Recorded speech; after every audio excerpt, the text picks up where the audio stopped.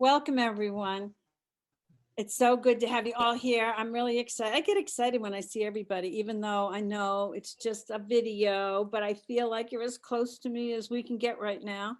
And I love it. And I love that I can see people from lots of different places. Tam, you just got back from Mexico, right? So it's really good to have you all. Different states, different phases in your life. Just a joy. Anyway, today's workshop is on personal freedom. So, what do I mean by personal freedom, and why is that of any value or of any importance? There's one word that describes freedom. You get that up? Good. Thank you. I did not realize that this was the perfect word until I started doing the research for this workshop. That's the perfect word for freedom. Freedom is choice. And you know, I thought about that when I've traveled like to South Africa, which was, you know, a big experience for me in my life, and why I'm so supportive of the women in South Africa, because I saw how little some people lived with on this planet. Anyway, what they don't have is choice, and what we have is so much choice in our lives. We go to a grocery store and we have a gazillion things we can choose from, obviously, if we can afford it, if we have the money for it. But we have so much choice here in North America, in the United States. And when we lose choice, for most of us, obviously, finances has something to do with it. You know, whether you're born white or a person of color, that changes some of the choices that you have. But let's just talk in a big generalization, all right? In the big generalization, most of us have been given much choice. We're adults now. We're not kids. We're not held under someone else's thumb. And so when we lose choice, we've given it away. We've given the power away, and that's when we lose freedom. I'm going to take that next. So when freedom is gone, choice is gone. When you lose yourself, you lose choice. When you lose choice, you lose freedom. And for most of us, when we're losing choice, we're losing it because of toxic relationships that we're involved in.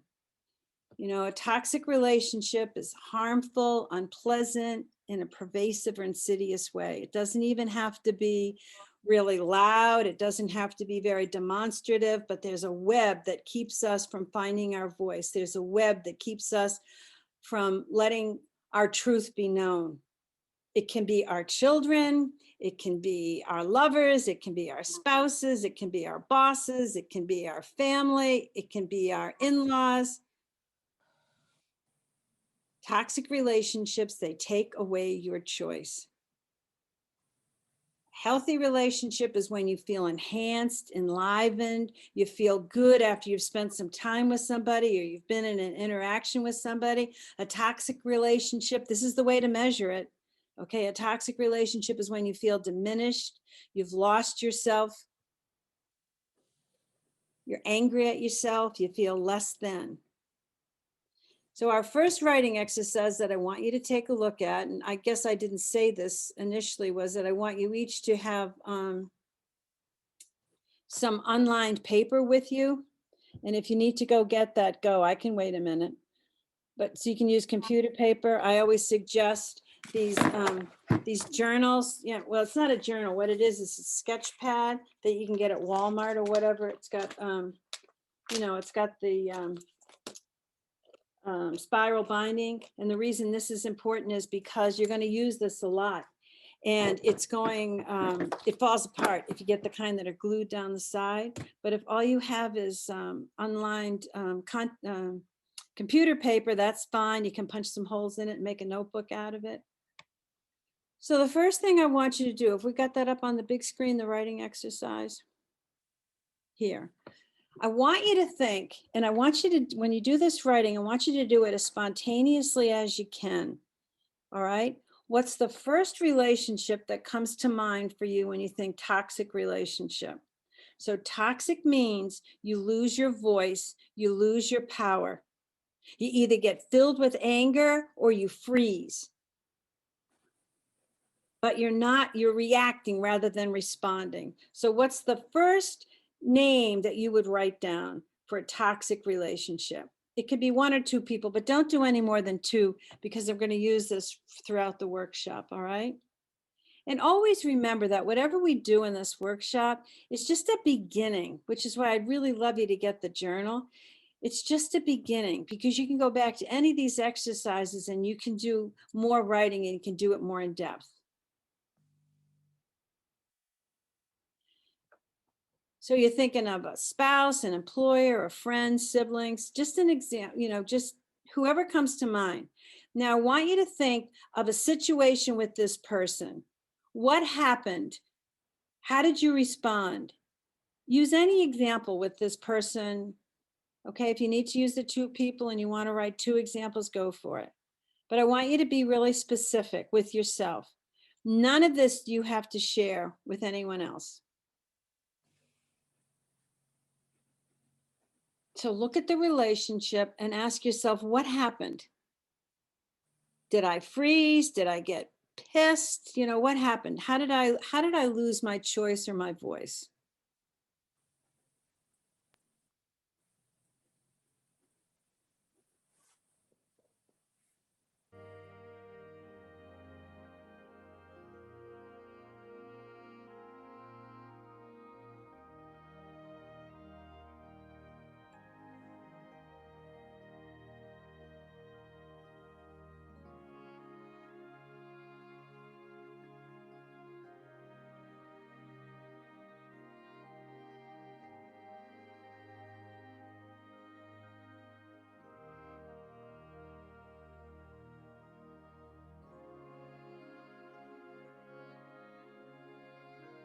Remember to breathe while you write.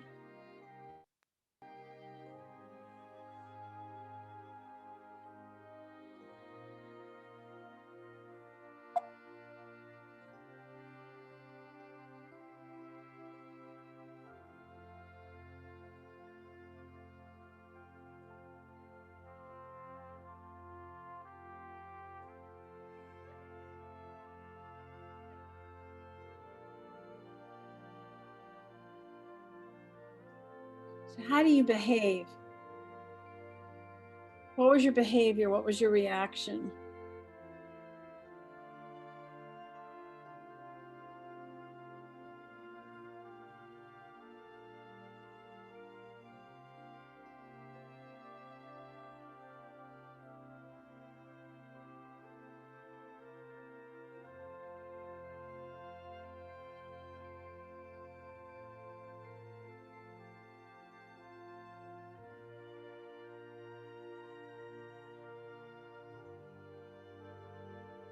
I'm going to give you one more minute to think about this.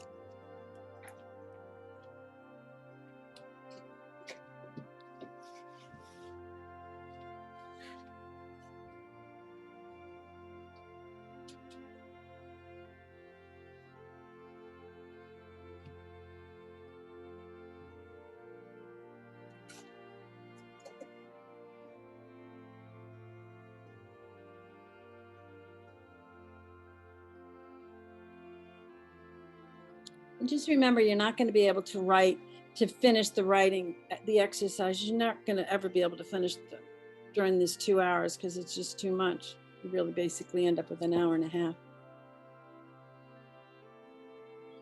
But they're great prompts for you when you're writing by yourself.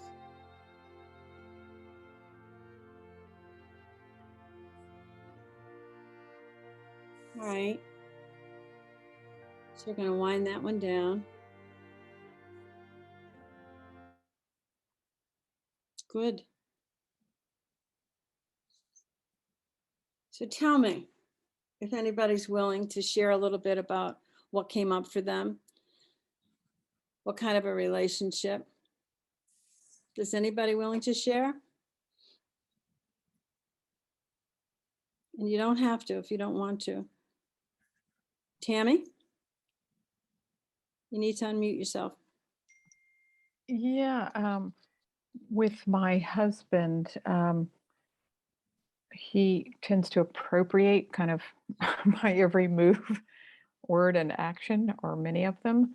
And so I have a plan to go spend time in New Mexico for a month of fall.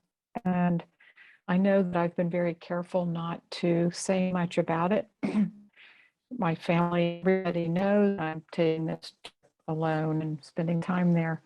But I felt uncomfortable to discuss that much with my kids, with him around, because of his reaction, that either he would suddenly, that's where he would be, or one day when when a little bit was mentioned, then there was passive aggressive behavior for a lot of the day after that.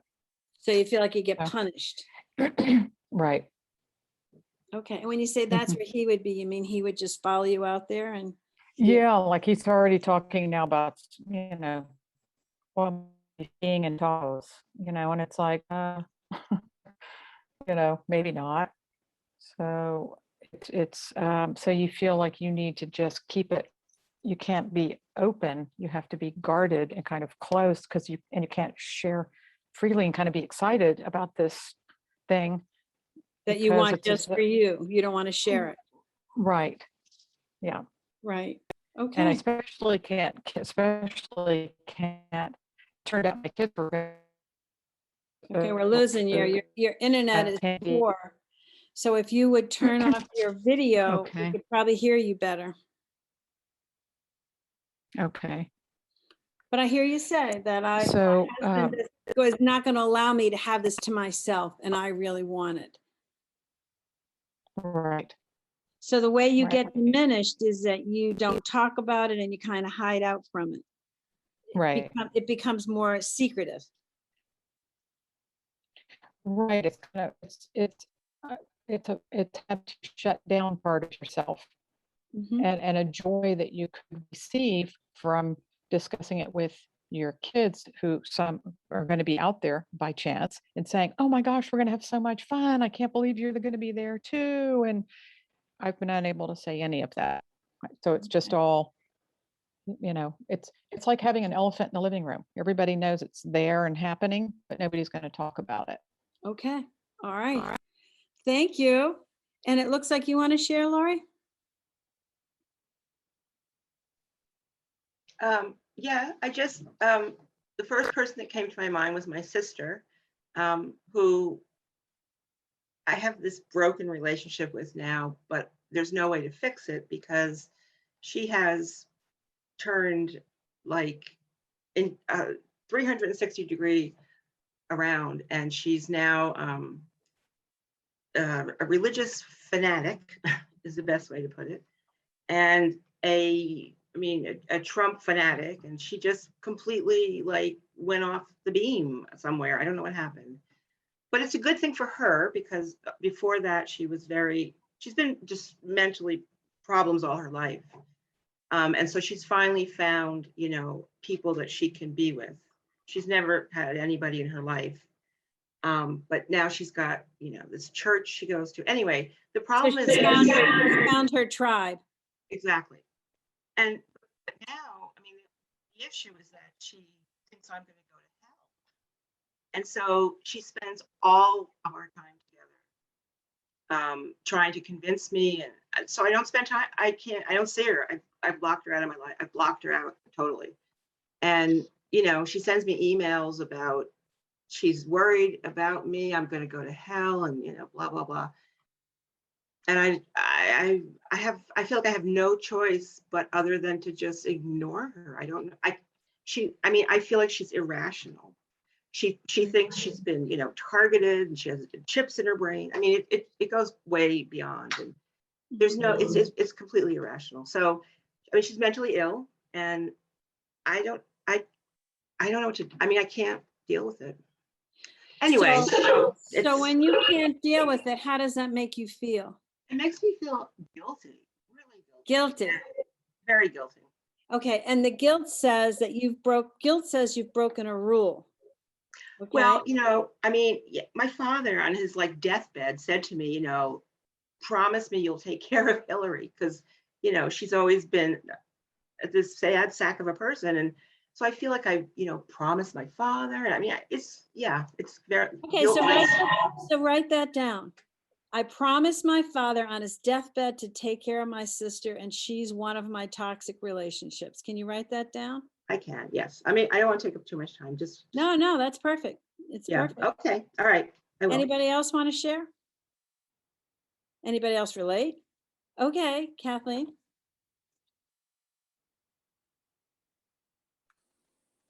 I think I'm unmuted, right?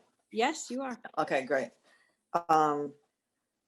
So for me, it's my partner, and it has to do with our sexual relationship and how we've been back together for 9 months, I think it's been. No, 10 months. And he's kind of defined what our sexual relationship is going to be. When we weren't together, I did talk with him about how I felt in a sexual relationship with him. And so he's brought that into this current time.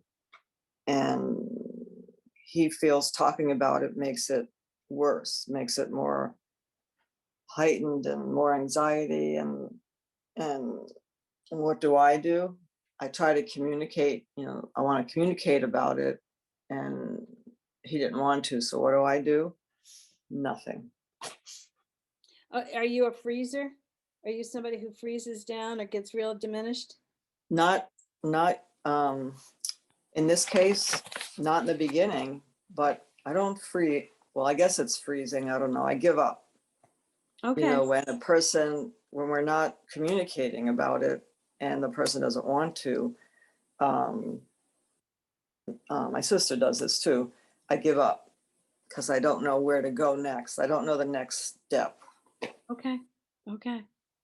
All right. And the more I push, the worse it gets. So. And it feels like they make the rules? Yeah. Okay. And do you feel guilty or do you feel angry? Angry. Okay, so you get angry. And the way you do anger is you do silence? Mm-hmm. Okay. Yeah. Just like I did in Catholic school. You do silence. Yeah. Okay. And that's anger. It's called silent violent. Yep. Okay. I hear you. Anybody else share? Anne. We can't hear you. Can you hear me now? Yes. Okay. So this whole workshop is really applicable for me right now. And so I have few relationships in my life that I'm struggling with. And I think the one that I wrote about was with my sister, who I'm pretty much estranged from, and it's her choice, and she hasn't fully explained why, except that there was an incident 2 years ago that where there was I won't go into the incident, but so she was upset with me about the way I reacted and my behavior. And so I just responded to the prompt. So like I allowed her to create the narrative, and I waited to hear what her reaction and tone would be before I figured out what to say and how to say it. And the response that I got was so unexpected, her reaction was so unexpected to me that I just didn't feel prepared to participate in the conversation that led Why to, did that conversation turn into an argument? Is that what you're saying? she wanted to know why I had done what I had done. And part of the reason that I had done what I had done was because in the moment, her response was so unexpected. She got angry with me instead of being understanding, and what I thought she would be supportive. I actually thought I was doing what she wanted, but it turned out I guess I wasn't. So you were trying not to rock the boat and then the boat got tipped over. Yeah, well, I wouldn't say I was trying not to rock the boat, because it was a really hard incident that created a lot of, I was really upset. It's too much to go into, but since that time, she's just basically ignored me personally and only speaks to me at family events, and at those events acts like nothing is wrong. and every time I make an overture to go for a walk or to talk, or even to get some therapy around the issue, she just says, I'll have to talk to you about it later, or, it's not a good time for me. I'm dealing with something else in my life right now. But we're going on 2 years now, and it's really painful. It's so painful. I can't describe how painful it is. And so I just like I froze and felt helpless and voiceless, and I couldn't articulate my words, and I felt panicked and completely misunderstood, confused, and dumbfounded. And I keep making these overtures to sort of work towards repairing or understanding, but I still feel exactly that way. So I'm not even sure how I could do it, but I want to do it because I don't want to be completely estranged from someone in my life, especially my family, because I also right around that time got a divorce. My daughter moved away. So it's like there's a lot of loss. And this one feels like the one I understand the least. Okay. All right. So your response is to what? To pull back or to what? To tiptoe? Is it like In this eggshells? particular situation, I think my response is I go back and forth internally between feeling really sad and mad because I feel like abandoned. Okay. But but so so far I'm proud of myself for just keeping things as neutral as I can while still trying to open a door to maybe figure out how we can move forward. Otherwise, she never reaches out to me. So you guys are treading water right now in this relationship, and this elephant's in the living room and nobody's talking about it. Right. Okay. Thank you. Thank you. Anybody relate? I have a question that's anonymous that Sure. so the question is it possible to do both guilt and anger? I feel like I do both. Absolutely. Absolutely. So here's a picture of anger. Anger, can you put that one up, hon? I went out of order.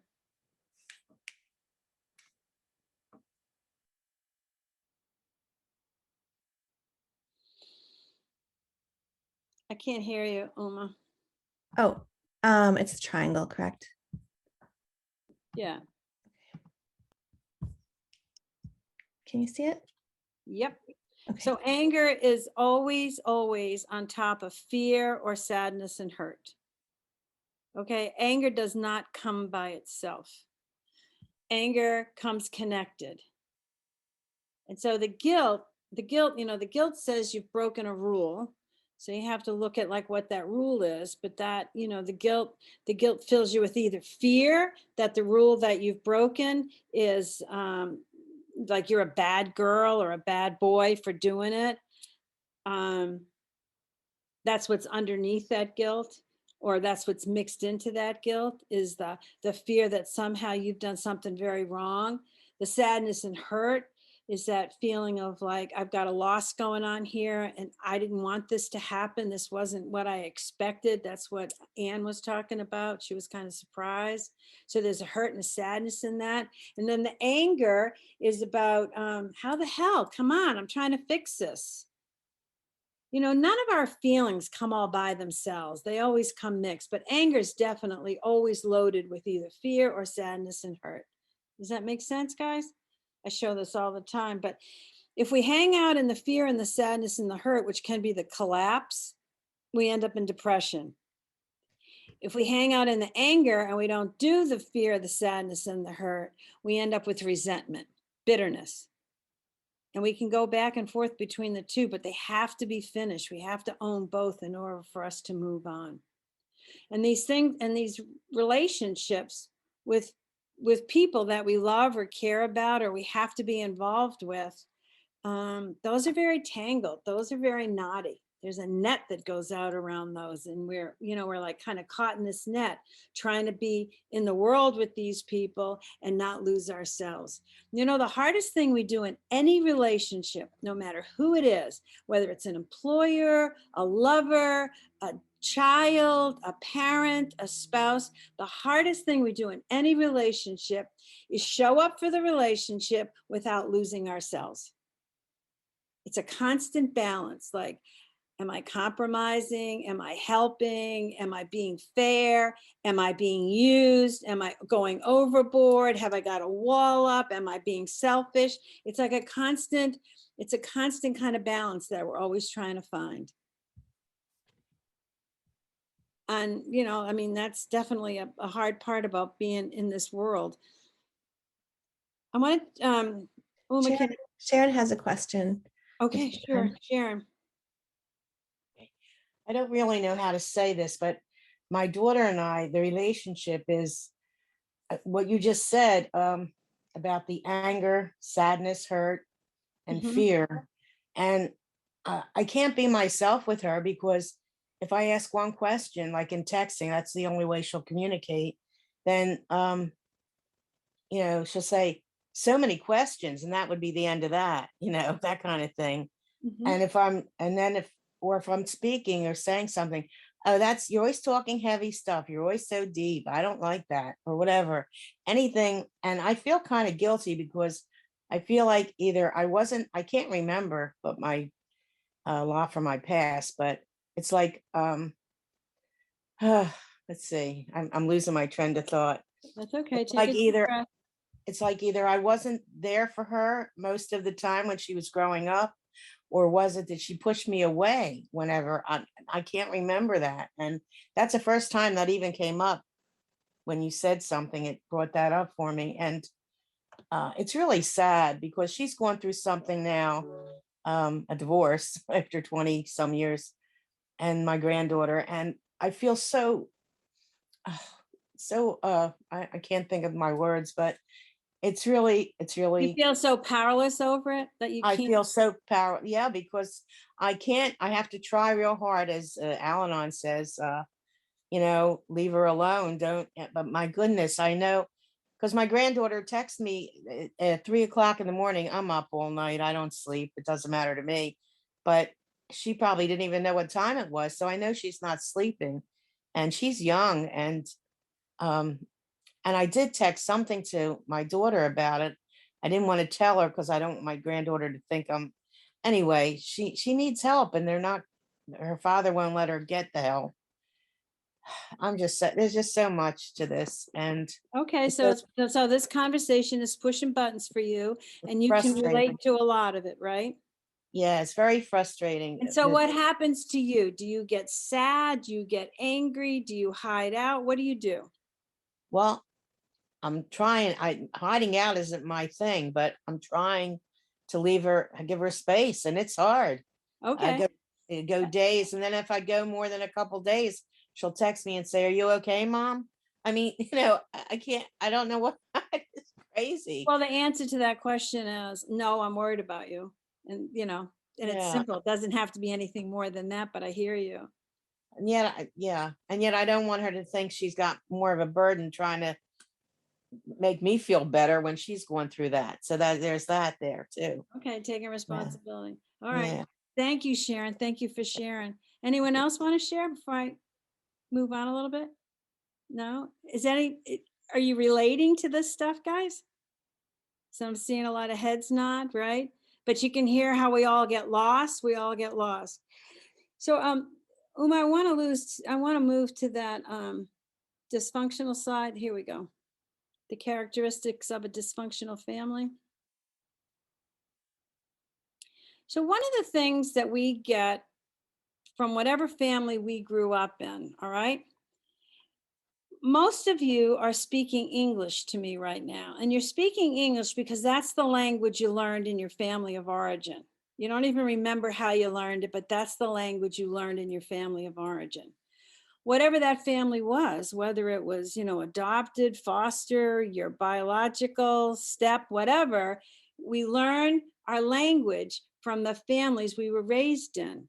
We also learned our emotional language from the families we were raised in.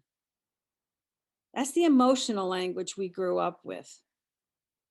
And there's a lot of unwritten rules in families. So I'm going to show you the difference between the common characteristics of a dysfunctional family and a functional family. All right. And dysfunctional means it's not working to make everyone be the most that they can be. A functional family is a family that's supporting everybody to be the most they can be. Do functional families make mistakes? Oh my God, yes, of course. But they recognize them, they do something about them, they bring them to some kind of resolution to the best of their ability. In a dysfunctional family, people see them, the family sees itself as victims of life. There's a lack of communication. Things go into silence, or they turn into big screaming matches where everybody's held hostage by somebody's temper or something. All right. But communication is a listening, a hearing, a listening, a coming away with an understanding, not necessarily an agreement, but an understanding of where this person's coming from, and you've related where you're coming from. We might not agree, we might not change our views, but I can tell you what your view is, even though it's different than mine. There's a lack of empathy in a dysfunctional family. There's a prone to addiction in a lot of dysfunctional families. There's some mental illness. That's not everybody. That's not everyone. There's a controlling behavior. There's a perfectionism. There's criticism. And there's also a lack of independence and privacy. In dysfunctional families, they expect the whole family will have the same values. This is the religion. This is our political party. This is the way we do things. This is our heritage. This is how we do it. And what's not recognized is individuality. And the conversations very often are triangular. She and he talk about that one over there. And there's not direct communication. Also, people get frozen in time and space. They're not allowed to grow and change and become someone different. I have an example of that from when I was a kid. My mother was very, very needy. I was named for her mother who died. And so it was expected that I was going to fill this big hole in my mother's life, because the biggest loss in her life was the loss of her mother as a little girl. So my name was Irene, same as my grandmother that I never met. And when I was 2 years old, I would push my mother away. I didn't want to be hugged.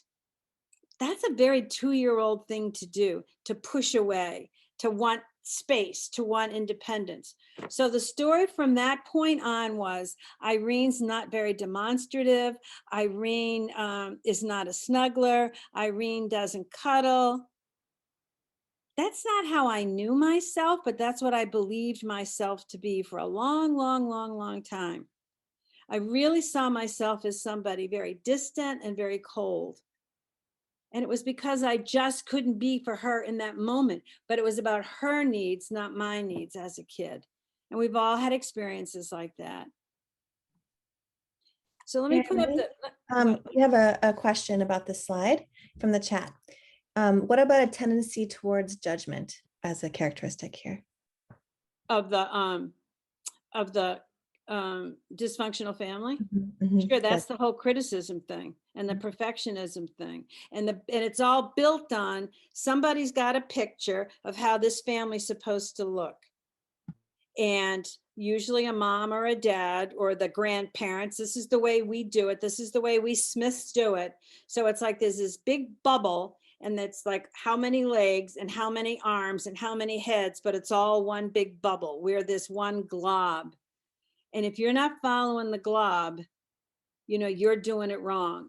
And for a long time, a lot of us believe that, and we feel a real struggle with that, especially if our religion's going to be different, especially if our drinking's going to be different, if our behavior's going to be different, if we want to live someplace further away. There's no room for that independence or privacy. Put up the slide on healthy families.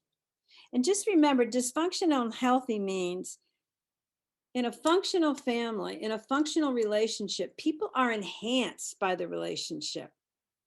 They're enlivened. They become more of who they're meant to be. They're not walking on eggshells all the time. And this isn't like perfectionism and nothing ever goes wrong. It does. But the goals in the family are for people to have their individually honored. There's expected growth and change is going to happen. Functional families recognize pain. They don't see themselves as victims. They expect that life has its ups and downs. Dysfunctional families see everything as like, oh, ain't it awful? Look what happened to us. In functional families, there's a communication with listening and empathizing. And there's response, not reacting. Now, obviously, nobody lives in the perfect family, but there's a proclivity towards one more than the other. I know one of the biggest problems in my mom's heart, I mean, she loved her girls and she wanted us, you know, she honored our individuality, but not when it came to religion. She thought we were all going to go to hell in a handbasket when everybody decided not to be Roman Catholics. And that was such a big, huge deal. I mean, later in her life, she even joined another church, but it was a long way down the road. So there was a lot of hassle when we were all younger because we were all growing out of it. But they're those kind of rules that the families have, and you don't let anybody know. I can remember, nobody in the days, I'm 75, so I graduated from high school in 63, but I know so many people were starting to live together without marriage, and that was huge, and they were underground and lying about it. Now it's more in the open, but I still see clients whose big problem with their family is they're not going to go there for Christmas Eve because maybe they get married and the partner's family opens presents Christmas Eve and their family opens them Christmas morning, or they don't celebrate Christmas. And the dysfunctional family, they would take that completely personally. There's no possibility that our kids can grow and change and go in different directions. We can take that slide down, okay, Uma? Anybody relate to that or have any comments they want to make about what I just said? We actually have a comment from the chat too. The comment is, so if you try to incorporate these functional characteristics in your communication with those that are difficult or toxic, will it lead to change overall or just within? I think you're blessed if it leads to change overall, but the best you can do is not lose yourself, not as adults. As adults, the best we can do is not lose ourselves. And we may have to give up that Hallmark picture about how these relationships are supposed to look. I remember I was really wrapped up into that when my kids started to age, and started to have their own lives and they weren't going to be home for Thanksgiving. It was like, I was heartbroken. I thought I had screwed up. If I was a really loving, good mom, they'd all want to be home for Thanksgiving. Well, they didn't. And there's only two of them, and their lives didn't work that way. Well, now, all these years later, the girls are in their 50s. There's no one way we do Thanksgiving. There's no one way we do Christmas. There's no one way we do Easter. It's all changed so many times over the years. I had to have my, I had to give up the control. Al-Anon was a great teacher in that. I had to give up the control. That it wasn't going to look the way the Hallmark cards looked, and that didn't mean it wasn't good. But there would be other times when we'd get together and it would be spontaneous and it had nothing to do with the holiday, and we'd have a great experience. So learning to appreciate that. Anybody want to add to that or share what's going on for you? Lori.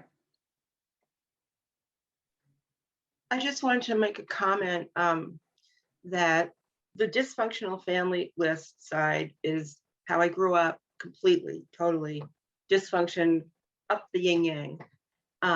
And I feel proud of myself because I have my own family now that I created. And I feel like I created a functional family because I tried so hard, and I luckily got into 12-step recovery when my kids were really little. And so I was able to bring a lot of that into it. And I just sort of, my husband also grew up in a bad family way. And sometimes we just like talk about how incredible it is that our kids are so okay. And like they love us. I mean, it still amazes me that my daughter loves me because my mother, I never have shed a tear since her death even. I mean, my daughter, like my kids love me. It occasionally it really just surprises me because I didn't expect that. So I just feel like I was able to like get in there and change things. So So take a deep breath, and tell me where you feel that appreciation for the fact that your daughter loves you and what a surprise that is. Where do you feel that in your body? my chest, like, oh, I don't know. Good. Allow that. Because Yeah. I know, just because I know you a little bit well, Lori, I know that one of the hard things for you to do is receive that good stuff, right? Yes, very hard. Yeah. Still trying to make it better, right? And just be with what is. Right. Yeah. So enjoy that. Thank Anyone you, else Irene. want to share? Rebecca. Hello, everyone. This is a very interesting subject. I love what Lori just said about with the kids, because with all this here is that I think I grew up from probably both lists. It's a little bipolar. Yes. It's a little well, it's quite a bit bipolar. And as we've gotten older, it's me and 3 other sisters. My brother died in 2019, so he'd be in the mix with us too. But we've kind of changed the narrative a lot with our mother and us girls, and because we did grow up in a family where God forbid you'd make a mistake, you were harassed for the next 10 years about it, or you wore the wrong outfit or the wrong shoes, or you did something stupid, and it was just constantly being reminded about it every time you get together, to the point where I don't want to do a family gathering. I wouldn't go home. I moved out to New Hampshire, 2,000 miles from North Dakota. I just wouldn't go home. And I haven't really spent holidays back home, but that's not the reason anymore. But I loved how you have to let things go, let go of the picture of what you thought it was. Because I thought when my son got married that I would have the relationship with my grandchildren that I thought I should have, that I wanted, not what their mother wanted or their father wanted. And it's taken me, the oldest one's 7. I got a 7-year-old, almost 5, and almost 2-year-old. And I love the 2-year-old's independence. Oh my God, she's hilarious. But I've really come to peace in the last probably 6 months. It's taken that long to realize, oh my God, you're such a dumbass for wanting it what you think you should be doing, not what they are actually, what their mother's doing. And then a couple weeks ago, my son sent me a picture of them sitting with their mother, surrounded by the kids, and Ben had taken it of her. Obvious love from my son to his wife and the mother of my grandchildren. I'm like, how could I want any more than what I have right there? The picture is different. It's different than what I thought. Yes, I have to drive 3 miles one way to go see him, but I'm able to go. You mean drive 3 3 miles. hours, not 3 miles. Oh yeah, 3 hours. It used to be about 20 miles. 3 hours, but I don't mind it. I said, I'll go anytime. I don't care. So anyway, I love this thing here. And that's all I really wanted to say, is that I love that acknowledging the picture. And some of this too is I got the A Course in Miracles background. I kind of erased a lot of stuff out of my memory through forgiveness and getting rid of some of this stuff. So that helps a lot. Thank you. I really appreciate what you said about being raised from both columns. I think we all were raised from both columns, and it's all on a continuum. There's all different degrees of it. So does anyone else want to share? Dave. Okay, can you hear me? Mm-hmm. I had a bit of wisdom given to me by a person that I really respected. And he said, if you argue with a fool, you got two fools arguing. And I think of this within family arguments because there's a lot of judgment that really goes on. And it took me a long time. Sometimes the best choice is simply to kind of remove yourself from the conversation. And you probably had a lot of experience in that, but you really have to decide what's worth it and what isn't worth it in terms of carrying on an argument. I've dealt with a lot of couples and families in my therapy practice, and man, it's just like they say, bears like to say it with a slap. Boy, humans love to do that too. I love you, smack you, but sometimes it's just not worth the fight. And I especially relate to, I can't remember the name, with the daughter that turned into a fundamentalist. I mean, it was kind of funny. When my daughter came, she's in the Seventh-day Adventist. When she came to visit us for a month, she asked us at the very beginning, "Can I make a request? Please do not say the words, 'Oh my God.'" Now, how many of you think that people in common conversation say, "Oh my God," that they're blaspheming, that they're intruding on God, that they're insulted? Those things flipped by my mind, and I made the choice. All right, no problem. I just don't get into her philosophy and issues because there's no winning with that. And I think what this workshop is about is really learning discernment when it's worth it and when it's not. And a lot more times, it's just not worth engaging. And that's not admitting defeat. That's not leading with your head down. That's being realistic. And we're not clones of each other in our families. We think very differently. One more thing I'll just mention in a family dynamic. My brother was shunned by my father. He was shy. My brother was not adventuresome. He was not an initiator. He was not good in school. And my father put him down. I even heard him call him a stupid nincompoop. I heard him put him down. I was athletic. My father liked football. So I didn't even have to do anything except be myself. And I had acceptance from my father. He didn't. Well, that poisoned about every future conversation I was going to have with my brother, whom I loved. He was my brother. But we started off on very different places.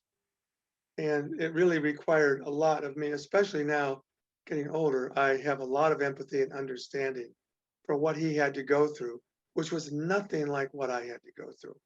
I had other stuff just as big and just as impactful on me, but it didn't look like his stuff. So we have to have this mutual respect for each other's unique, same parents, different backgrounds sometimes, and it will put us all apart. And we just have to have that compassion of understanding and empathy. That's all. Okay. Having been on a lot of this journey with you, David, at 76, your tolerance level is very, very different than it was at 26, 36, 46, right? Because Oh, shucks, you noticed. Oh my God. Because we're so insistent on that person being who we wanted them to be. And then get the point. We get just as hung up on how we want the family to look or how we want the family to be. I mean, individually, we have a very difficult time accepting how they are. It's very hard for us. I know with our children, very, very often we see it as well, for most of us who have had children or have had marriages, we want them to look really good, because if they don't look really good or the way we think really good looks, and somehow we're failures, we haven't done it right. And when we let go of those pictures and we allow it to just be what it is, it's very, very different. So one of the things I want you to write about right now, okay? I want you to think about the relationship that's difficult for you in your life. What do you lose if you allow it to just be what it is? What do you lose? What do you have to give up? What do you have to let go of? I'm going to give you a couple minutes to write on that. Take a deep breath.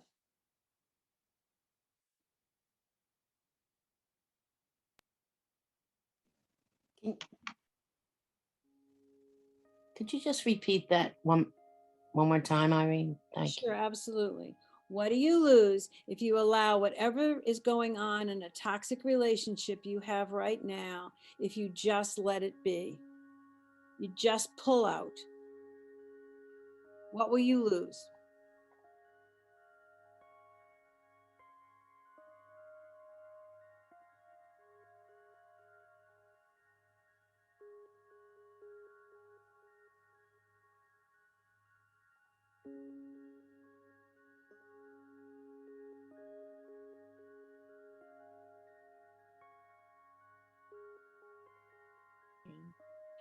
Irene, I have a question around that. Sure, So honey. you mean when you say when you pull out of the relationship completely, or It because doesn't necessarily have to be an estrangement. It just has to be pull out your ideas of what's right or what's wrong or what's important. If you just let those go. all right, thank you. Okay.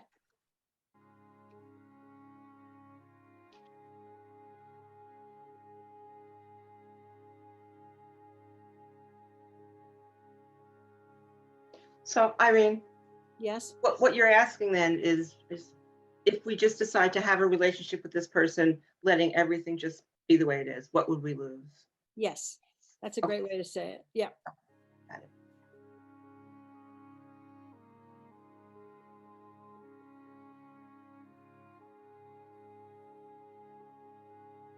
And feel that in your body when you think about, I'm just going to let it be. I'm not going to try to change it. I'm going to just let it be what it is. Feel in your body what that feels like. What would it cost you? What would you have to do?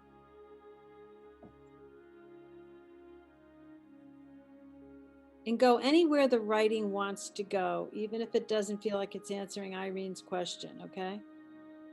Just let the writing go where it needs to go.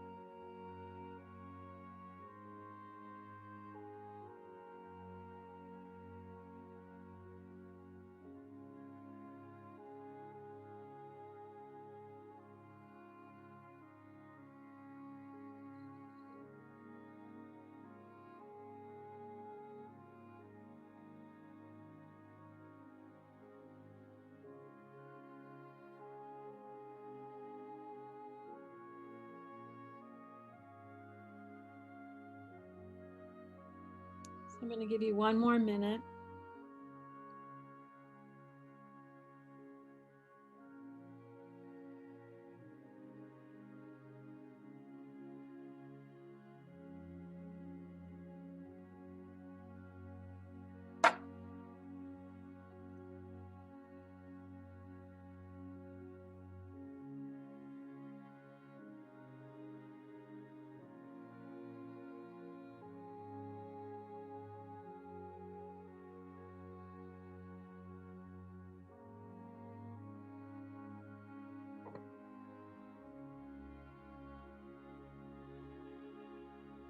All right, I want you to draw a line underneath what you've just been writing.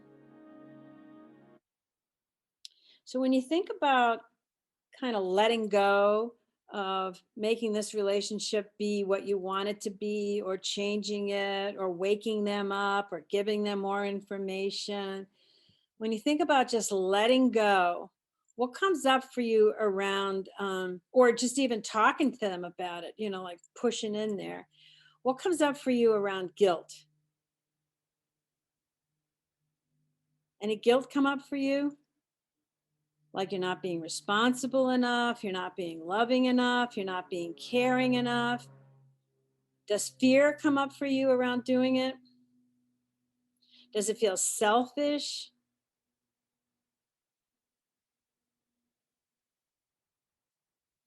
Does it feel like you're going to be abandoned? What comes up for you when you think of changing your behavior, you think of changing your attitude or your expectations? What comes up in your body?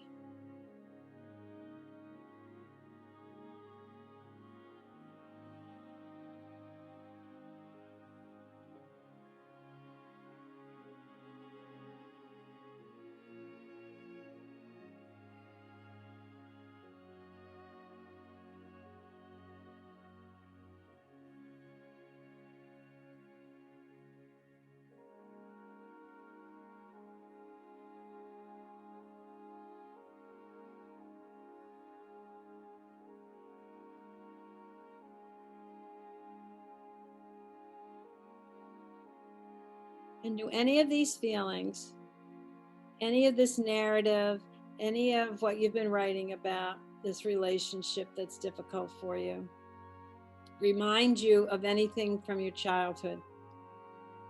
Are there any similar feelings you had as a child?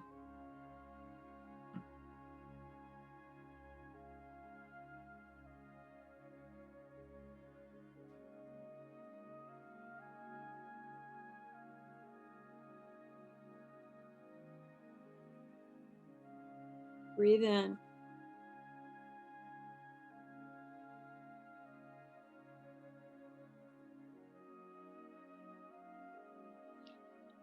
And write a little bit about what that reminder is about.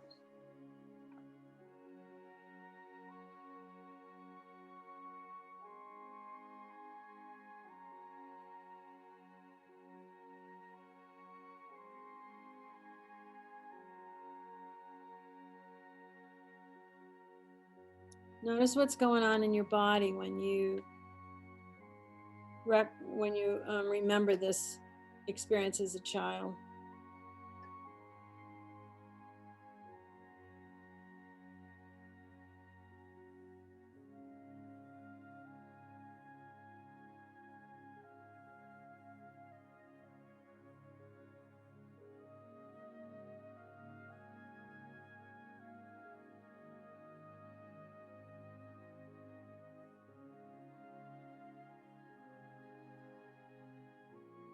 Let yourselves breathe.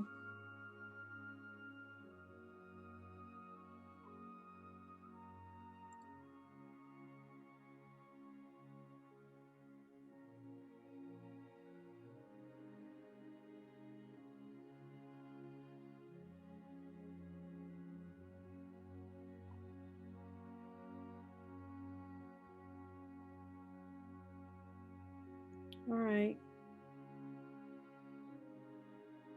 We'll kind of finish this one up.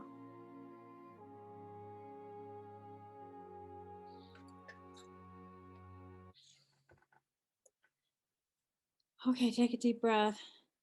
Tam, it looked like you got locked out there for a while. Can you hear me? I just want you to know, Tam, that there's a recording that you're going to get of the whole thing. So anything you missed, you'll catch up on, all right? And the writing exercises, as I said before, can all be worked on individually, because the whole idea with writing exercises is just to kind of kick off your internal conversation with yourself. And it's always like, go wherever it wants to go, because there's something in you that wants you to listen to you. It's your soul talking to you. Your subconscious wants you to listen to it. Anyone want to share part, any or all of what you just wrote about? Got a couple minutes, Lorna?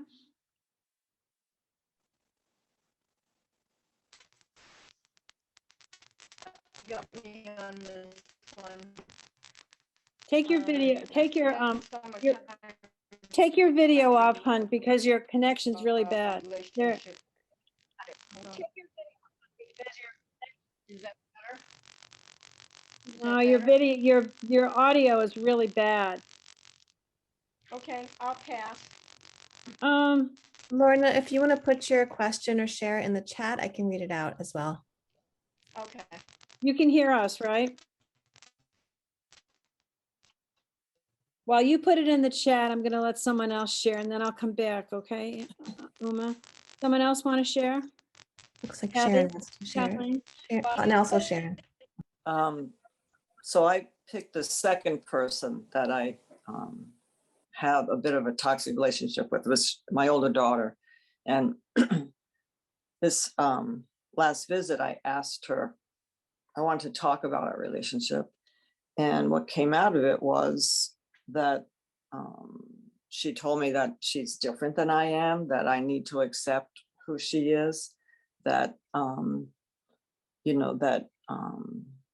she doesn't communicate the way I do, or that I need to. I think, in my brain, what I lose then if I do accept her is,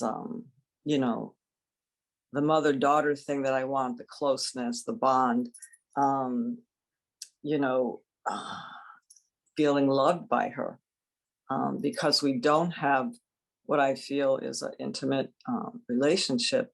I don't feel as loved by her as I do my younger daughter. And my mother and I did not have a closeness until the last year of her life. And I felt my face getting sad, feeling alone, but also just less than as a mom, because I have this expectation that, mothers and daughters were, close. They have these close relationships. But I did hear her that I need to accept who she is and how she communicates, and it's not going to be the way I thought it would be, but that she still loves me. But definitely there's, a sadness there. Yes, and I would just guess, Kathleen, I'm going to take some liberties here. When you say we don't have that closeness, it sounds like you're defining closeness, Mhm. like how it needs to look for you, Yeah. I have a very, very different relationship with my older daughter than my younger one. And we Mhm. had one of our best visits this time. And someone told me before she came that I needed to just listen, just be present, try to let go of my expectations. I need to practice what I preach or what I teach, right? And I realized there was a word that came up for me that was a different kind of closeness. And that was, I began to appreciate who she was. And this appreciation that I had for her started to make me feel closer to her. Hmm. She needs things very black and white. She doesn't like talking about the gray. She doesn't like talking about feely, touchy things. Well, she's never read either one of my books, and that was really hurtful for me. And it's not her thing. It's not her thing. Though she recommends some of her friends to me, which is like cracks me up. But when I got out of the way and I made it, I was very, very conscious. Like, if I'm going to teach this on toxic relationships, I better start practicing what the hell I'm teaching, right? And usually I have to teach the things I need to learn. So I just kept like watching and watching and watching. I got a lot less, having to bite my tongue. I was just more like observing, and I started to really appreciate her for being very, very different than me. She doesn't see the planet the way I see the planet, but I can see some of what she sees. Like if you and I were in the same room, Kathleen, whatever chair you were sitting in and you were looking at me, you would see the wall behind me. And whatever chair I was sitting in and I was looking at you, I would see the wall behind you. We would have the same room, but have two very different experiences of it. And that's the way I know she is on this planet. And I have to let go, and I think one of the things about being the age I am and knowing I'm in the third act of my life, it's there's going to be a point where I'm going to leave.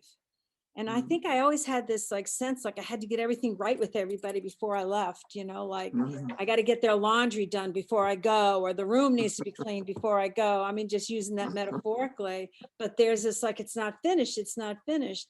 But being with her in appreciation, I really realized I am finished. Now it's just about enjoying who she is. I am done. But there was a lot of guilt about I didn't do it right. If I had done it better, we'd have the relationship that looks like I want it to look like. She'd vote for the people I think she ought to vote for. She'd be like, she would like reading my books. It's like, oh, I, me. Yeah. And she's exactly where she needs to be, being who she needs to be on the planet. So I totally get it. And there's a sadness about that. There's a what if, we could have, should have. It's never going to look that way. Ever, ever, ever going to look that way. And it hasn't since she was a teenager. I think before, when she was little, it looked a lot more like that. So thank you very much for sharing. Did Lorna put something, did you put stuff up in the comments? Did. She did. Okay. I can read it out. She sent it to me directly. Yeah, read it out. Okay.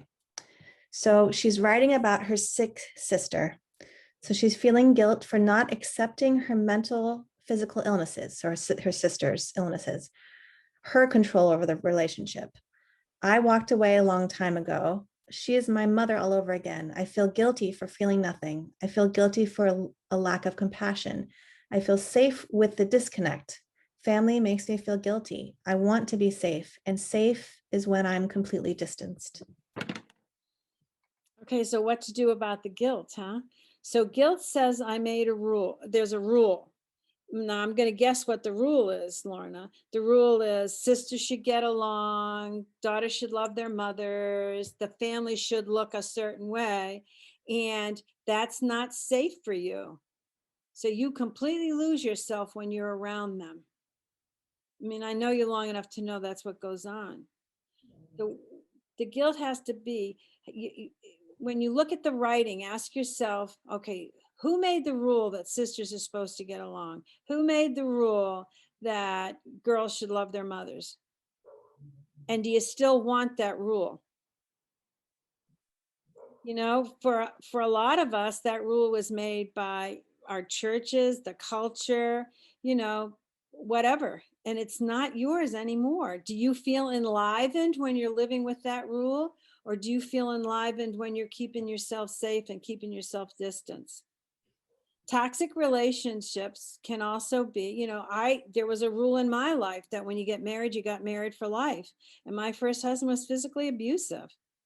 And I didn't know that I didn't deserve the physical abuse. I just knew my daughters didn't deserve to live in that family. I didn't have enough self to think I didn't deserve to live in that.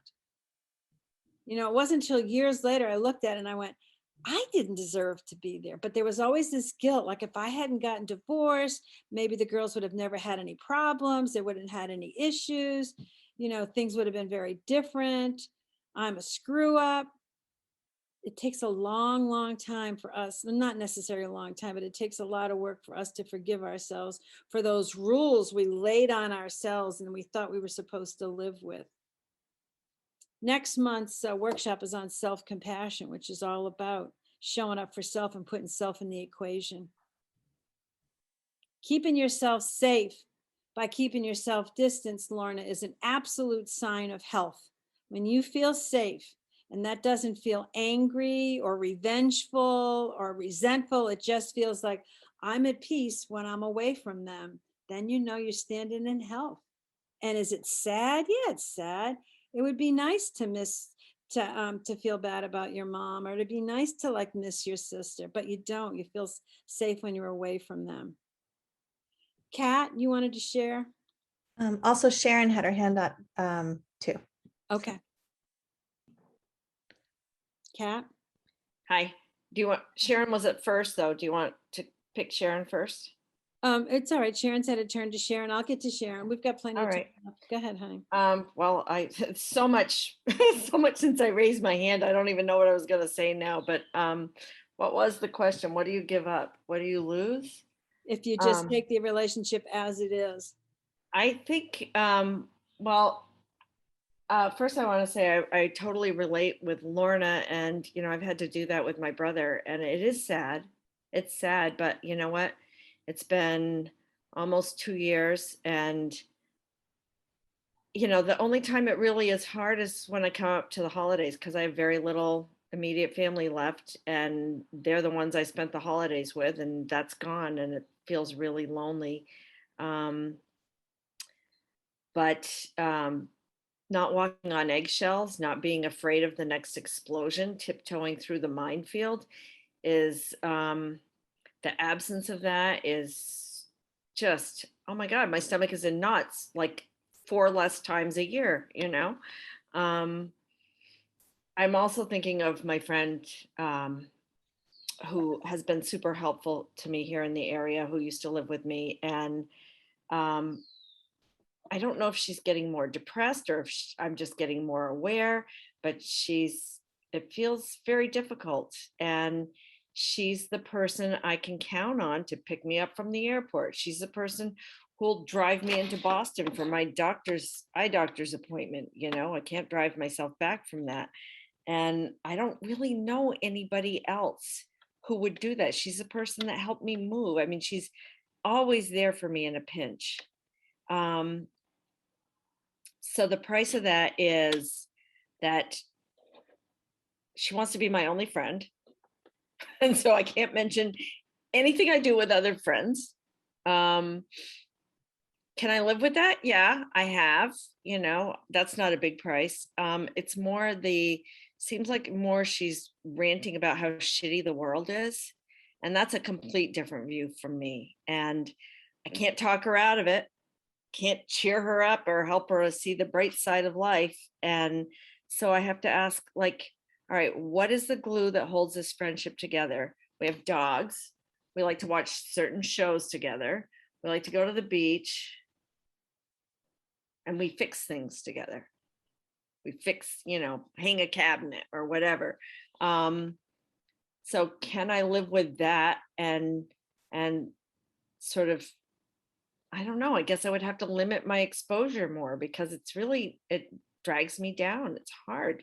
You know, I don't want to do push-ups, emotional push-ups, to get myself back up after listening to her negativity. So you're not enlivened, you feel drained. Sometimes it's fun. It just depends on, you know, what mood she's in. If she's in a crappy mood, it's a total drain. If she's in a good mood, you know, it's fun. But it's like the weather, who knows?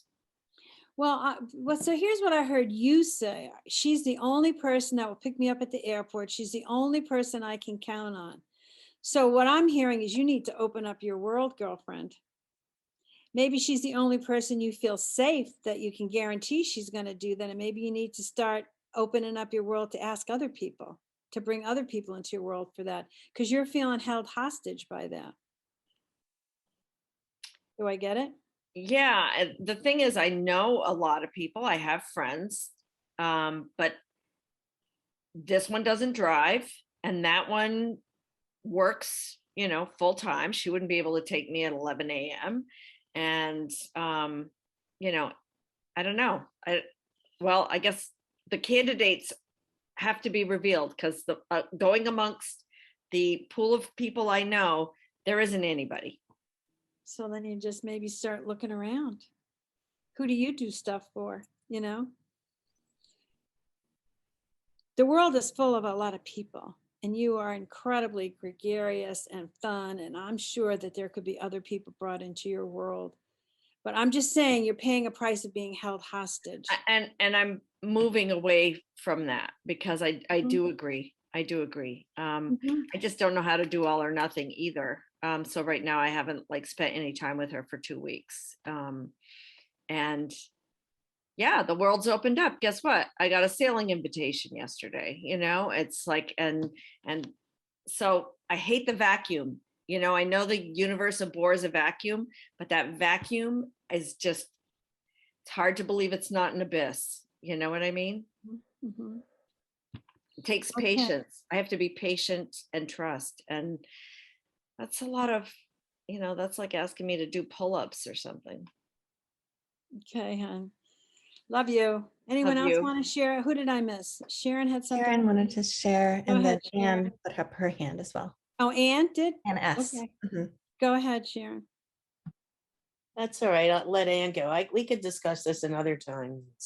Well, just quickly put it out. It doesn't have to take long. Go ahead. Oh, I was pretty much the same as what, I forget her name, Laura, I think, mentioned. Lori? Mhm. Lori, yeah. Let's see, my daughter is 52 years old. I feel like I've got lost closeness that we never even had, but would be lovely if we did. You know, I don't feel loved by her. I feel like if I were going to do what you had mentioned, pull back or whatever, which I'm trying to do anyway, but it feels like I'm being selfish. I'm abandoning her. You know, I'm not doing it right. For that a mother's So if supposed. it feels, let me just help you with this. If it feels selfish, right? Okay. Does it also feel easier if you just don't get locked up in those conversations, if you just like let her come to you? Well, sure, it feels easier. It's much And easier. does easier feel like a cop out? Oh, of course, yeah, cop out, and it's easy for me, but she's suffering. She's going through all that. I know, but hell. she's not using you. She's not asking you for help. Yeah, and I don't get.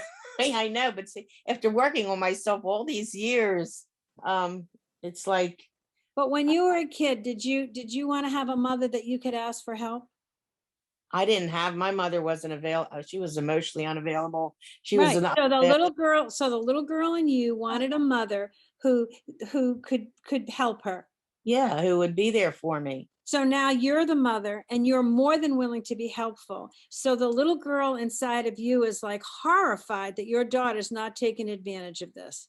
Yes, right. So why Right. don't you do some writing to that little girl, because that's not who your daughter needs to have the relationship with. Your daughter needs to have the relationship with you, and she has set her boundaries. She Okay. knows you're available. She knows you would talk to her, and she's not using you. So your little girl is really upset. You're offering your daughter everything you wanted, and your daughter's not taking that. Your daughter's not you. Well, I wasn't always like the way I am now. Really, it's been a I changing. understand. We But don't know. she's known that change. She's seen that change because you've been changing for a long time. We're not together much, but yeah. Okay, well, I'll do that. I'll write to my little girl. All right. And you wanted to go, hon. Yeah, there's just so much that I could sit for hours with you, Irene. Understatement. I think that, and I'm talking about my husband. I think that if I chose to let him be and I'm not sure what I do other than we get into these absurd tiffs and little whatever. It just makes me crazy because of my upbringing. And if I just stopped, and I would not have a lot of communication with them. That's one thing that I realize. And I, it's like I still don't think I know him as well as I would expect to know him after knowing him now for over 20 years, because I don't think he lets me. So right after writing all that, I just wrote down that I feel so so sad I could barely write. And I just want to be left alone, and I want to run away. And then it brings me to my mom. So, and what people were saying, there's so much there that's valid for me. All I wanted to do was please her so she'd love me. That's all I wanted to do.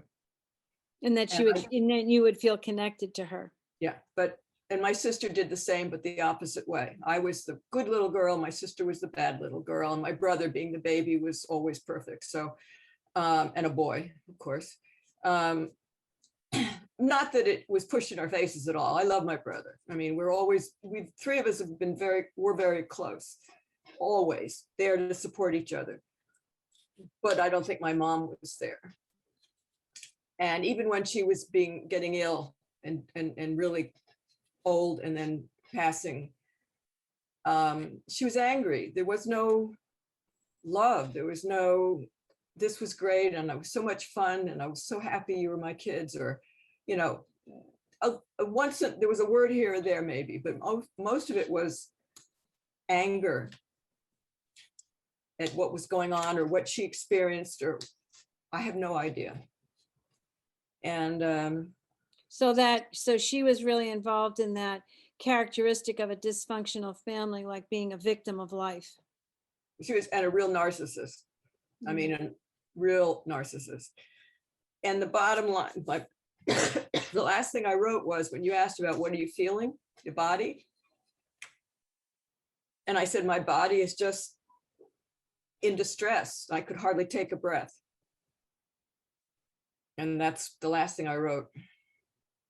So there's just an enormous amount of sadness in you right now. Oh, tremendous. Yeah. And so the thing with your husband is like opening up that wound. And then and you know, like whenever we're looking at that sadness or that grief, we're pulling like a piece of yarn on a sweater, and we're pulling all the unresolved grief inside of us. So there's a lot of grief in you around your mom, that it never was what you wanted it to be. There's that hole. For sure. And then, you know, and now you just lost your sister. Yep. That's a huge hole for you in your heart now too. Very big. So sometimes with your husband, I know for me with Dave, sometimes he gets like the truckload of my feelings when he really only deserves a couple of cupfuls of my feelings. You know, but it's like one of the things that, this is different feeling than you're talking about, but one of the things that shows up with me is anger is always on top of fear, of sadness, and hurt. And I can get really, really angry at him because he is he's so showing me my fear around both of us aging. Do you know what I mean? And it's like, so I stay in the being pissed at him. Why don't you take your nap? Why don't you do this? Why don't you do that? When inside, underneath, there's a lot of sadness about, oh my God, how the hell did we did not plan to get this old. We just didn't want to die, you know, but we didn't know. I don't know, aging kind of feels like this accident that happened. And it's like, well, who the hell was at the wheel when this happened? You know, it's a big surprise. But I'm just saying about the partner, it's lots of times it's easy to give the partner the truckload when when the truckload is really a lot of history that's going on. And for you, it's so big with your sister right now. And I do think that, or I'm pretty sure that with all the people pleasing, starting with mom. Yes. Including every man that I was with, and doesn't matter, you know, why I got married in the first time was pure people pleasing. Yeah. And I, you know, and after a while, it just, I can't deal with it.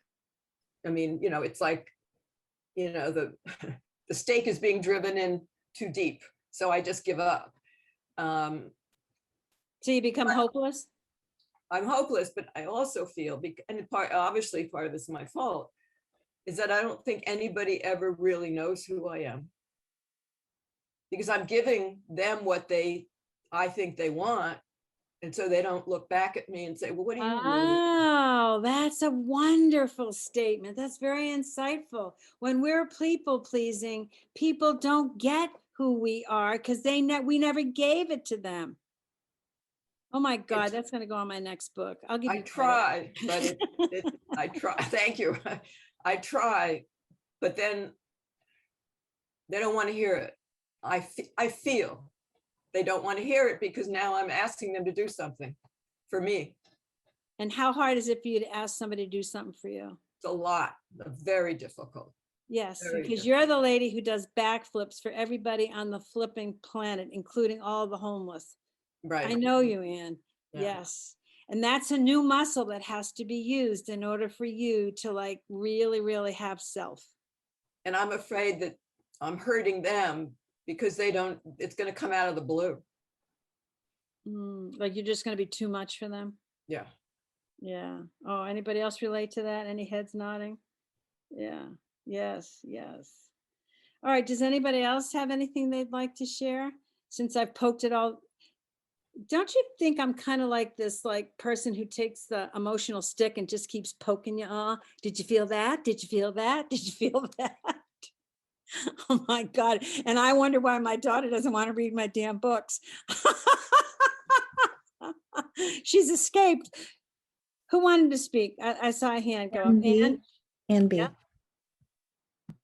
So, yeah, you do a lot of poking the bear. Well, it's complicated because when you say, what do you give up if you allow things to just be what they are? It's because I'm not in control. So, if I just allow things to be what they are, then I'm just sort of off in limbo, allowing someone else to sort of pull the strings, and I just have to be satisfied with that. But one thing that came up for me that's a little off the topic of that question is that so important, I think, for me to feel valued and like I have provided value to someone. And so if someone doesn't want to have the same kind of relationship with you, a very minimal relationship with you, and doesn't explain why, it's like you lose that value. I start to feel a little phony, a little bit like a faker in life, like, people like me and they appreciate me, but those are friends. And there's someone who knows me very well who doesn't really want to have a relationship with me. It brings up a lot of shame and Like you failed? Yeah, like a sense that I failed. Is this in a relationship to someone you're related to? Well, this goes back to that relationship with my With sister. my sister. Okay. So Yeah. Is she older or younger than you? She's younger than me, and we are very different. We've always been pretty different, but we also have a lot of similarities. So How much older are you than her? 7 years older 7. than her. So were you the big sister when she was little? No, honestly, because I'm so much older, and I'm really an only child from my parents' first marriage. So, but I think, developed the bulk of our relationship as young women in our 20s and late teens, 20s, really, because I had moved away. So we didn't really have a relationship for a long time. So what is it that you lose, Ann? What is it that you lose? Well, if you I lose a connection with my sister, my nieces. I lose this sense of having these people as my family, I guess, because it's become, I lose. So what's your definition or what's your rules for how family are supposed to be with each other? My definition is that family are supportive of each other, and that they work through problems, that they communicate, and that they don't give up on each other. So part of the hurt for you is it feels like it's just too easy for your sister to dismiss you? Yeah, I mean, I feel like I murdered someone, or like I just, I don't know what I could have done to make someone just completely dismiss me like So that. have you asked her that specifically? Yeah. And she had said, Can talk, maybe we can talk about it another time. I'm busy. This isn't a good time for that she me. doesn't want to go there. Right. And she mentioned something. She said, I talked to my therapist and, I thought it was going to be okay, but I just can't do it. And I don't even, that was like something she said in passing almost. So I didn't follow up because I was like, I was a little stunned by what she said. And, she's mentioned that she doesn't think I'm a very good mother. And I know she has, she doesn't think our own mother is a very good mother. So I don't know. I feel, there's a side of me, there's an adult side of me that says, it's a lot of projection. I can't take it personally because I really know deep down inside I haven't done something bad enough for someone. Well, whether you've done, all right, so we're going to end with this, but whether you've done something bad enough or not, okay, she is not allowing you to like resolve this right now. It's That's been 2 years and it's like, That's the boundary that she has set. right, I mean, so you don't have any choices here, right. So like, it's harsh, it hurts, but you said, you can send her a card and you can say, whenever you're ready to talk, that's something I would really like. This is hurtful to me. And I I'm do available. that. I do that a That's the lot. best you can do. That's the best you can do, honey. Yeah. We can't make anybody go where they don't want to go. Not, like defenses are people's defenses, however she's got it up. You have an open heart and you are more than willing to make amends or whatever, because you literally do not know what you did. So you need to find some compassion and love for you, sweetheart. And that's painful. That's very painful.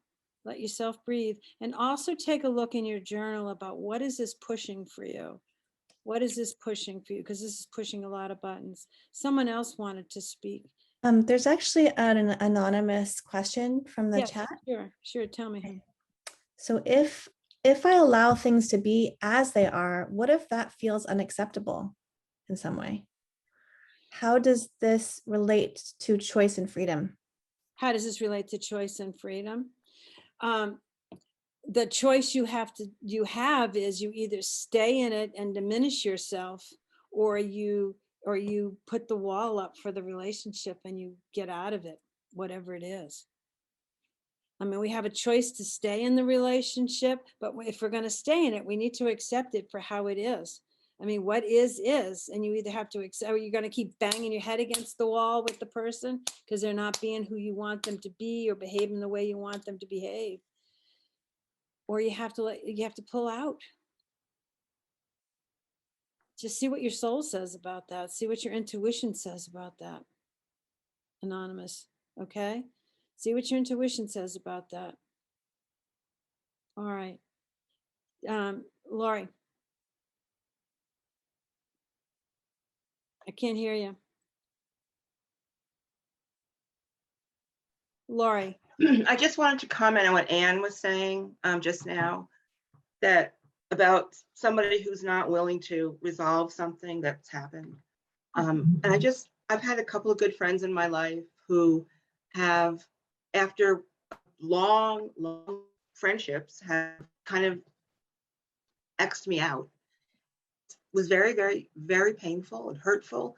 But I've come to realize that there are certain people in the world who, they treat relationships. They don't have a similar kind of, I don't know what the word is, but they can let a relationship go easier than some other people. I think everybody has a different kind of tolerance level for how free they are to let go of a relationship. And so if you come across somebody who has a lower tolerance, I guess, to let go of a relationship, and that person lets you go, at some point you have to just kind of understand that it's not you. I mean, I had to really kind of come to terms with this myself, that I didn't do anything to warrant, like being X'd out. And this was, distance maybe caused some of it, but I had to go through a lot to understand that I wasn't going to take the responsibility for having ended a relationship. And I've also known other people who they're hard to have relationships with because they don't really somehow value a relationship as much as other people. Like you do all the work for it? I think value is the word. Like there's just a continuum of how people value relationships. And some people really value a relationship, and some people, they don't value it as much. Not to say that they don't somewhat value it, but they don't value it to the point where they're willing to go to any length to keep it. Mm-hmm. They get to the point where it's like, you know what, this is just too much, whatever, too hard, to this, to that. I'm done. Mm-hmm. And they give up easier than somebody else might. So, I just wanted to kind of say to Anne that, maybe that's partially what's going on with her sister. So she shouldn't feel too bad. Mm-hmm. That's all. Thank you. So I also want to say to both of you that relationships cost us intimacy, okay? They cost us connection. Relationships mean we have to like give some of ourselves to make the relationship happen, right? The way you were talking. And some people don't want to go there. And we have to allow people to have the defenses they want to have, to protect themselves, to wall themselves off the way they want to wall themselves off. Maybe to share with you, Anne, would be for her to go to a place that she's just not willing to go look at inside of herself. The bottom line is, in your heart, Anne, do you know that you don't know what it is you did? You can write a whole bunch of stories, but you don't know what you did. And even if you do, you've given her the opportunity from the bottom of your heart to like talk about it, to like work this out, to like look at this. And if she doesn't want to go there, she has a right not to go there. And you have to look at like, why is so much of your value wrapped up in that? I can hear your disappointment. I can hear your sadness for it. I lost friends when I got sober. One in particular was a couple that we used to have every Christmas Eve with for 10 years. And when I got sober, they treated us like we had just, we were walking around with active COVID or something. We didn't know it in those days, but you know what I'm saying. And we got dropped. We got so dropped. And I was like stunned how dropped we got. And I kept knocking on the door, literally. And I took her flowers one time when she moved, and she opened up the door and she said, "Oh, thanks, but we're really busy," and closed the door. This is a woman I had Christmas Eves with for 10 years. We watched our kids grow up. But she was so afraid of my sobriety because she needed to look at her drinking. And I had no intention of doing that to her. I could have cared less, but it's not always our fault. It's just where the person's at. And I hear you, and it's your sister, and that's really, really sad. Okay, I'll give you one more minute to wrap up. Well, I just say that because the whole thing sort of started when I got a divorce, and just so when I tried to tell her I was getting a divorce, she was like, "I don't know what you want me to do about it," and it just was like, wow, that's such a strange response, and so maybe there's a connection there that she just can't talk about. But I shouldn't even have to be thinking about this I want to just get rid of it. I'm so tired of. The way you get rid of it is you do the sadness around it. The way we get rid of stuff is we do the grief. Yeah, I'm doing that. I cry all the time. I'm sad all the time. When does it go away? So write her a goodbye letter, not one you're going to mail, but write it in your book. Say goodbye to her. Okay. It's the grief is where we finish up. Okay, does anyone have a desire to say anything? Yes, What I do do. you got? So the same anonymous kind of a follow-up to the question about what if things feel unacceptable. So basically what is it like, what about putting out our needs and setting boundaries? Like, when do we set boundaries and put out our needs? Throughout the entire relationship. When do we not put out our needs and set boundaries? But our needs can't, if our boundaries are not being honored, then the only choice we have are walls. You know, if our boundaries aren't being honored, then the only choice we have are walls. I mean, that's just what is. So, I mean, are there compromises in relationships? Sure. You know, I want to go to Italian for dinner. This sounds minuscule, but I want to go for Italian for dinner. You want to go for Thai. You always get to pick. I really want it to be my turn. Or sure, I'll go for the Thai. I like that too. I mean, that's just little stuff. I don't know. I can't think of the big stuff, but there comes a point where I'm not willing to give it up. What are you not willing to give up inside you? Because giving it up feels way, way more diminishing than holding on to what your truth is. And only you can make that decision. But boundary violators, the only thing you can do with a boundary violator is put up a wall. And sometimes a wall is space. Sometimes a wall is divorce. Sometimes a wall is like letting go of the relationship. Sometimes, you know, whatever the wall looks like. Just make sure that when you're putting that wall up, even though it might be scary, am I feeling relief by doing that? Am I feeling like, okay, I know this isn't going to be easy, but I feel like more of me because I just can't take being diminished anymore. It's a barometer that you're always reading inside of yourself. You're the one that has to make that decision. What I tried to give you here today was a look at where are you losing choice in your life? What's it costing you? How are you doing that? Because that's the price of your whole beingness.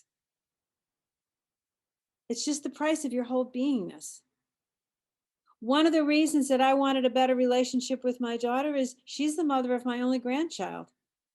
And I'm not willing to like cause such friction in the relationship that I don't have time with my granddaughter. The price is well worth it to me. You know, my ex-husband, no, I was done. I was all set. I'm out of here. You know, I wasn't willing to give up living in a peaceful home. But, you know, it's like, and everything's not all that dramatic, but you're the one that has to decide about you. You need to include yourself in the equation. And like Anne was saying, she feels a loss of value. She needs to look at that little girl because the woman knows she has value. The woman knows what I mean, this woman's, you know, a very accomplished woman professionally. I know her, okay? She has value, but there's a little girl inside there who's feeling really, really wounded that she's not getting along with her sister. And that little girl, I mean, your younger girl, the 7-year-old that had this baby sister come into her life, probably had some expectations about that. You know, so talk to your 7-year-old. Okay, so what do I have to say to everybody? Oh, I know what I want you to take away with you. I want to give you an exercise to take away with you. And that is, I want you to do a rocking the boat exercise. And we'll put that slide up for them. And Uma will make sure that the slides are included like in a separate little addendum right to the Yep. video, right? Yep. When the The recording is recording? set down. Okay. Mhm. Yeah, Rebecca liked that idea, and I think it was a good one. So imagine one person in your life that you long to speak your truth to. Anybody. Something. I would not take the biggest thing in my life. I'd like you to see you start with small ones. What are you afraid would happen if you do this? How does your body feel when you imagine the conversation? And then I want you to go have it.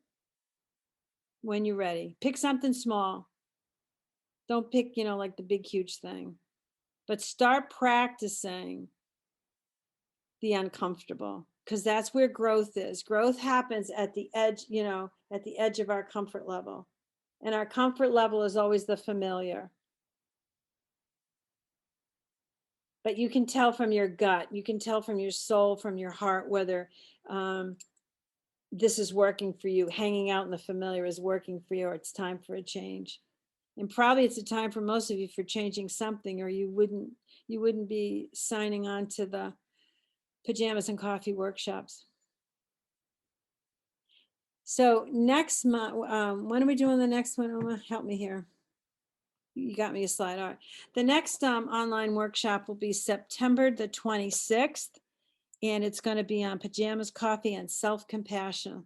Learning to include yourself in the equation, learning to really show up for yourself. I love you all, and I really hope this was helpful. Oh, one more thing about the women we're supporting. I'm going to try to say this without tears. I support mostly a woman, and her name is Poppy, and I helped her with my GoFundMe about 4 years ago, and I went to Africa and helping her develop a little teeny trade school for women, teaching them how to cut hair. And she's a hairstylist, and that's the gift that she has, and that's how she makes a few dollars, right?